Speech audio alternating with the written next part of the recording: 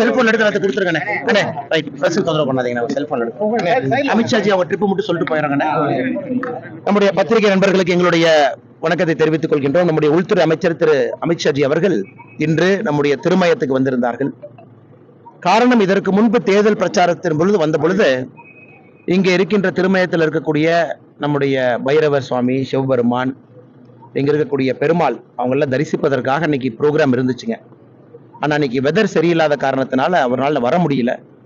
அன்னைக்கு அமித்ஷாஜி அவர்கள் உத்தரவாதம் கொடுத்திருந்தாங்க, நான் தேர்தல் முடிவதற்கு முன்பாக மறுபடியும் வந்து சாமி தரிசனம் செய்துவிட்டு நான் செல்கின்றேன் என்று உத்தரவாதம் கொடுத்திருந்தாங்க. அதன்படி இன்னைக்கு கடைசி நாள், பிரச்சாரத்தினுடைய கடைசி நாளாக இருக்கக்கூடிய இன்று நமக்காக நம்ம வந்து உத்தரவாதம் கொடுத்திருக்கிறாங்க. நான் கடைசி நாளுக்குள்ள வந்துடுறேன்னு சொன்னாங்க. இன்னைக்கு வந்து இங்கே சாமி தரிசனம் முடித்து விட்டு இந்த ஒரே ஒரு ப்ரோக்ராமுக்காக மட்டும் தமிழகத்திற்கு வந்திருக்காங்க. அதை முடித்துவிட்டு இங்கிருந்து கிளம்பி சென்றிருக்கின்றார்கள். நம்முடைய தொண்டர்கள், தலைவர்கள் எல்லோரும் கூட உள்துறை அமைச்சரோடு இருந்து அவருக்கு அந்த தரிசனத்தை ஏற்பாடு செய்து கொடுத்து அதன் பிறகு வழி அனுப்பி வைத்துவிட்டு நாங்களும் கிளம்புகின்றோம். அதே நேரத்தில் நம்முடைய பாரத பிரதமர் திரு நரேந்திர மோடி அவர்கள் இன்று உங்களுக்கு தெரியும், குமரி முனையில விவேகானந்தர் பாறையில இன்றிலிருந்து 1ஆம் தேதி வரை, 1ஆம் தேதி சாயங்காலம் வரைக்குமே அவங்க வந்து தியானத்தில் இருக்கிறாங்க. 48 மணி நேரம். நமக்கு தெரியும், ஒரு பெரிய சரித்திரம் இருக்கு. விவேகானந்தர் 1892 டிசம்பர் 24, 25, 26 3 நாட்கள் அங்கே கடுதவம் செஞ்சாங்க. அதன் பிறகுதான் நம்முடைய பாரத அன்னை, இந்தியாவுடைய தன்மை, அடுத்து இந்தியாவுடைய வளர்ச்சி, இதையெல்லாம் கூட விவேகானந்தர் அவர்கள் தன்னுடைய தவத்தின் மூலமாக அங்கே உணர்ந்ததாக பல இடத்துல பேசியிருக்காங்க. இன்னைக்கு நம்முடைய பாரத பிரதமர் அங்கே வந்திருப்பது நமக்கு பெரும் மகிழ்ச்சி அளிக்குது. அதுவும் குறிப்பாக தன்னுடைய பிரச்சாரத்தினுடைய கடைசி நாள், எல்லா பிரச்சாரத்தையும் முடித்துவிட்டு பஞ்சாபிலிருந்து நேரடியாக அங்கே வந்திருக்கிறாங்க. அதனால கட்சி நிகழ்ச்சி, கட்சி நண்பர்கள் அங்கே யாரும் கூட செல்ல வேண்டாம் என்று வலியுறுத்தி இருக்கின்றோம். அது பிரதமர் அவருடைய தனிப்பட்ட ஒரு நிகழ்வு.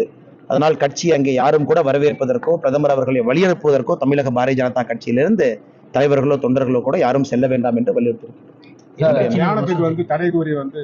ஆனா ஒரு விஷயம் நண்பர்கள் புரிஞ்சுக்கணுங்கன்னா, அது வந்து அந்த பாறை, அங்க இருக்கக்கூடிய விவேகானந்தர் மண்டபம் என்பது முழுவதுமாக விவேகானந்தா கேந்திரா. அது ஒரு தனியார் அமைப்பு நடத்தக்கூடிய அந்த விவேகானந்தர் பாறை எல்லாமே தனியார் அமைப்புக்கு சார்ந்தது. அங்க விவேகானந்த கேந்திரம் இருக்கு. உங்களுக்கு தெரியும், அது சரித்திரம் நண்பர்களுக்கு தெரியும், ஏக்கரானந்த ரணதே அவர்கள் பெரிய ஒரு போராட்டத்திற்கு பிறகு அந்த விவேகானந்தர் பாறை மேல அந்த விவேகானந்தர் தியான மண்டபத்தை கட்டினாங்க. அதனால் இன்று நம்ம குமரியில் இருக்கக்கூடிய கலெக்டர், தேர்தல் அலுவலர், அவரு கூட ஒரு பதில் சொல்லியிருக்கிறாங்க. இது வந்து ஒரு தனியார் நிகழ்வாக அங்க இருக்கக்கூடிய தனியார் அமைப்பு அவங்க வரவேற்றிருக்கிறாங்க, அவங்க இன்விடேஷன் கொடுத்திருக்கிறாங்க, பிரதமர் அவங்க வந்திருக்கிறாங்க. அதனால்தான் இன்றைக்கு பாரதிய ஜனதா கட்சியினுடைய தலைவர்கள், தொண்டர்கள் கூட இங்க செல்லல. முழுமையாக பிரதமர் அவர்கள் ஒரு தனி நிகழ்வாக, அவருடைய சொந்த நிகழ்வாக அங்க போயிருக்கிறாங்க. அதனால் இதற்கும் கட்சிக்கும் இன்னைக்கு பாத்தீங்கன்னா சம்பந்தம் கிடையாது. அதனால்தான் அரசும் கூட எங்களுடைய அனுமதியும் இதற்கு பெற தேவையில்லை என்று சொல்லியிருக்கிறார். நன்றிங்க.